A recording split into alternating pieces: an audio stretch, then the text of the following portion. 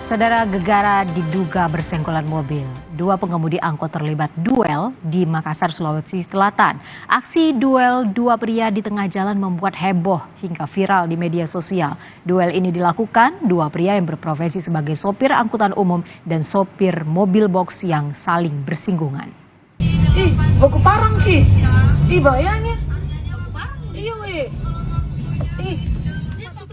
Dua orang pria yang diduga pengemudi angkot dan mobil box ini terlibat saling serang di Jalan Petarani di depan Universitas Negeri Makassar. Kami tidak menayangkan gambar secara utuh karena mengandung unsur kekerasan.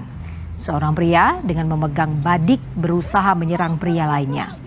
Polisi membenarkan kejadian duel dua pengemudi ini yang dipicu masalah kedua mobil yang saling bersenggolan di jalan raya.